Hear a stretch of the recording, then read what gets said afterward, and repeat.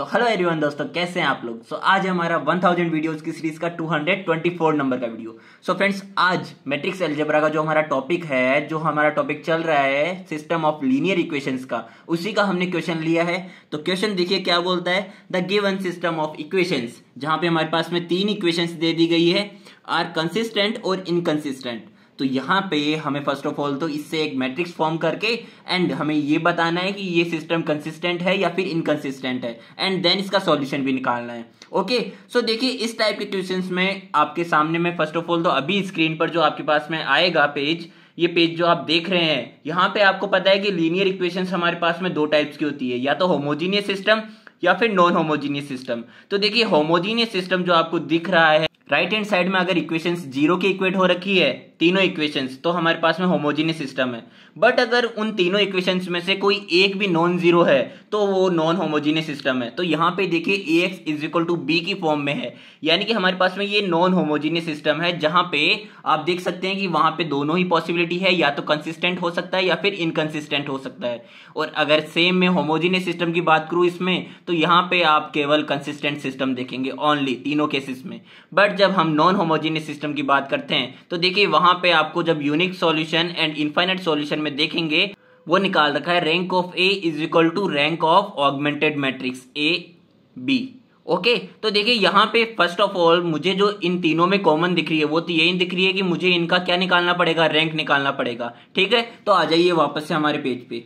So first of all we will write the system of equations in matrix form, जैसा कि हमने page पे देखा। ठीक है, तो यहाँ पे ax is equal to B की फॉर्म में है, that is non homogeneous system, जैसा कि मैंने ऑलरेडी बता दिया है। ठीक है, सो नॉन होमोजीनियस सिस्टम में जो हमारी a है, a क्या होती है, कोफिशिएंट मैट्रिक्स होती है। कोफिशिएंट मैट्रिक्स से मतलब है कि x y एंड जो z है, इन तीनों के कोफिशिएंट से मिलकर बनी हुई जो मैट्रिक्स होगी वो कोफिशिएंट मैट्रिक्स होगी, जिसे हम a से रिप्रेजेंट करते हैं। तो यहाँ पे 1 1 and 1 1 1 1 1 2 3 1 2 3 1 4 and 7 1 4 and 7 and x हमारे पास में वेरिएबल मैट्रिक्स है, जहां पे x y and z variables given है। एंड b मैट्रिक्स में आ जाएंगे हमारे पास में 6 14 एंड 30। ओके, सो देखिए ये हमारे पास में आ गई है ax is equal to B की फॉर्म में।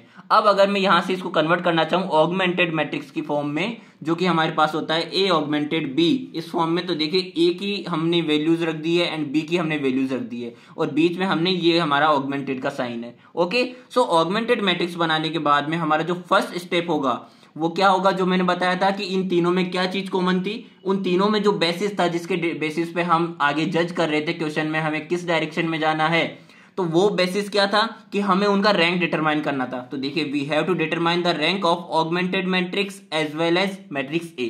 तो जब आप ऑगमेंटेड मैट्रिक्स का निकाल लेंगे रैंक, तो आपके पास में ए मैट्रिक्स का भी रैंक खुद ब खुद निकल आएगा। कैसे, चलिए बताता हूं। तो देखिए फर्स्ट ऑफ ऑल तो हमारे पास में ये मैट्रिक्स थी, इस मैट्रिक्स से हमने स्टार्ट की है, एंड यहाँ पे जब आप देखेंगे लीडिंग टर्म सभी का 1 1 1 है, तो यहाँ पे 1 1 1 के हेल्प से आप देखिए इनको जीरो में कन्वर्ट कर सकते हैं, क्योंकि 1 माइनस 1 जीरो हो जाएगा जब आप R2 की बात करेंगे तो, एंड R3 में से R1 माइनस करने की बात करेंगे तो अगेन 1 माइनस 1 मेरे पास जीरो हो जाएगा। तो यही चीज देखिए मैंने यहाँ पे की है कि मैंने R2 में ऑपरेशन लगाया है R2 माइनस R1, यानी कि 1 minus 1 0, 2 minus 1 1, 3 minus 1 2 and 14 minus 6 हो जाएगा 8। एज इट इज R3 में ऑपरेशन लगाया है R3 माइनस R1, क्योंकि मुझे इसको जीरो बनाने का राह यहाँ पे दिख रहा है। तो यहाँ पे 1 minus 1 again 0, 4 minus 1 3, 7 minus 1 6 and 30 minus 6 कितना हो गया 24। ओके, तो देखिए अब यहाँ पे मेरा जो नेक्स्ट स्टेप होने वाला है, वो नेक्स्ट स्टेप मुझे यहाँ से दिख रहा है, ये जो R3 है, इस R3 में इस 3 को भी मेरे को जीरो बनाया जा सकता है, क्योंकि ये जब मेरे पास में दोनों जीरो बन चुके हैं, तो मैं इनमें जब भी इन आपस में कोई ऑपरेशन लगाता हूं, तो इनके ऑपरेशन के कारण इनमें जो जीरो बन चुके हैं वो जीरो वापस से डिफॉर्म नहीं होंगे, वो तो जीरो ही रहेंगे। ठीक है, तो यहाँ पे 3 में से जब मैं माइनस करूंगा इस रो को 3 से मल्टीप्लाई करके, तो यहाँ पे 3 माइनस 3 मेरे पास जीरो बन जाएगा ना।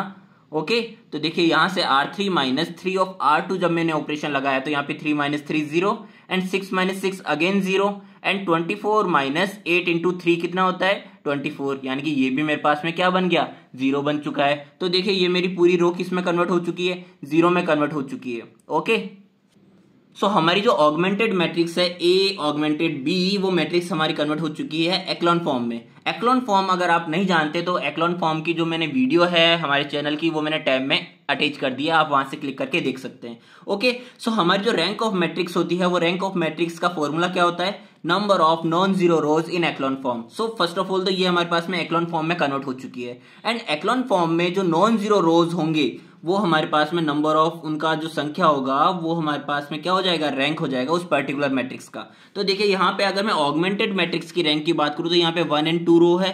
एज इट इज अगर मैं ए मैट्रिक्स यानी कि इस वाली मैट्रिक्स को एक्सक्लूड करके मैं केवल ए मैट्रिक्स पे फोकस करता हूं तो यहाँ पे भी मेरे पास में 3 रोज में से 2 रो क्या है, नॉन जीरो है, एंड ये मेरे पास में पूरी 0 रो है। तो यहाँ पे नंबर ऑफ नॉन जीरो रो 2 है अगेन। तो देखिए यहाँ पे मेरे पास में जो रैंक ऑफ ए मैट्रिक्स है वो मेरे पास में 2 आ गया, रैंक ऑफ ऑगमेंटेड मैट्रिक्स है वो भी अगेन मेरे पास में 2 आ गया, एंड यहां से मैं कंक्लूजन पे आ सकता हूं कि यहाँ पे rank of augmented matrix and rank of a matrix equal है। So from here we can say that either unique solution और इनफाइनाइट सॉल्यूशन। अब देखिए आपके पास में अगेन एक पेज आ रहा होगा, वही पेज आपको वापस से देखना है, क्योंकि वहां पे जब आप unique solution and infinite solution में देखेंगे नॉन होमोजीनियस सिस्टम में, तो वहां पे आप एक चीज नोटिस करेंगे कि जो rank of A and rank of augmented matrix है वो दोनों में ही इक्वल है।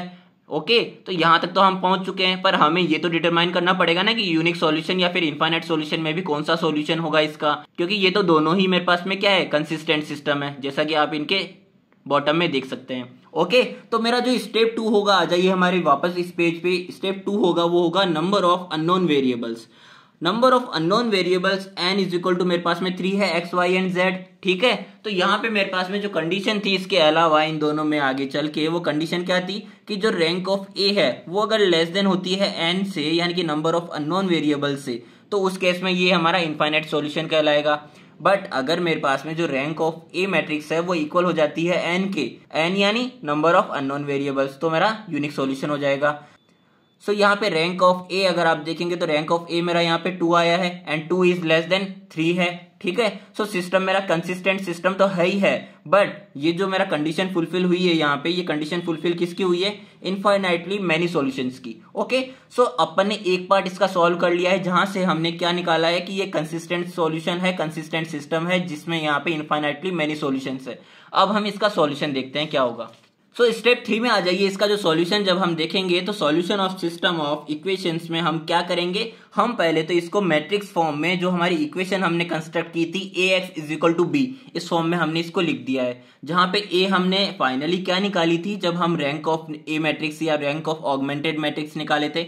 एक्लॉन फॉर्म में जो हमारी मैट्रिक्स मिली थी ए मैट्रिक्स वो हमने वैल्यू लिख दी है यहाँ पे, एंड एक्स वाई जेड लिख दिया है, एंड जो बी ही मिली थी हमें ऑगमेंटेड मैट्रिक्स में ही वही 680 हमने यहाँ पे लिख दिया है। तो देखिए अब मेरे को मल्टीप्लाई करना है ईच रो को, यहाँ पे सॉल्व करने के लिए हमें इस रो को इससे मल्टीप्लाई करना पड़ेगा, इस कॉलम से, अगेन इस रो को इस कॉलम से मल्टीप्लाई करना पड़ेगा।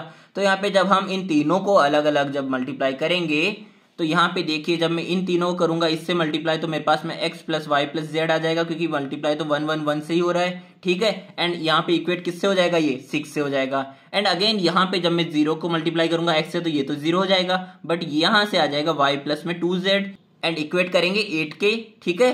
अब देखिए जब यहाँ पे इस पूरी रो में 0 बन रखा है तो जब हम यहाँ पे इन तीनों रो से मल्टीप्लाई करेंगे तो देखो मेरे पास में क्या आया, यहाँ पे मेरे पास में 0 ही आ रहा है। इट मीन्स जो मेरा z है उस z की वैल्यू को मैं एक बार के लिए मान लेता हूँ ऑर्बिटरी कांस्टेंट। सो ऑर्बिटरी कांस्टेंट मानने से यहाँ पे जब हम y की वैल्यू डिटरमाइन करेंगे तो y is equal to 8 minus 2k हम लिख सकते हैं। ओके, एंड अगेन जब आप इस y की वैल्यू जो आपने 8 माइनस 2k निकाली है वो आप इस इक्वेशन में रखेंगे, और z की इक्वेशन जो हमने ऑलरेडी यहाँ पे मान ही लिया है कि z को हमने k के कंसिडर किया है, तो यहाँ पे देखिए x की जब वैल्यू हम निकालने जाएंगे तो x is equal to 6 minus Y minus k हो जाएगा। एंड y की जब आप वैल्यू रख के सॉल्व करेंगे तो मेरे पास में फाइनली x की वैल्यू आ जाएगी माइनस का 2 प्लस में k। ओके, अब यहाँ पे x की वैल्यू माइनस 2 प्लस k आ गया, y की वैल्यू 8 माइनस 2 k आ गया, एंड z की वैल्यू k आ गया। तो यहाँ पे k की वैल्यू आप कुछ भी रख के इनफाइनाइटली मेनी सॉल्यूशंस निकालने के कंक्लूजन पे पहुंच चुके हैं, जो कि आपने फाइनली इसका सॉल्यूशन भी निकाला था स्टेप 2 में, ठीक है। सो ये हो गया है हमारा टोटल सॉल्यूशन। मिलते हैं हमारे नेक्स्ट वीडियो में। थैंक यू सो मच देखने के लिए, बाय।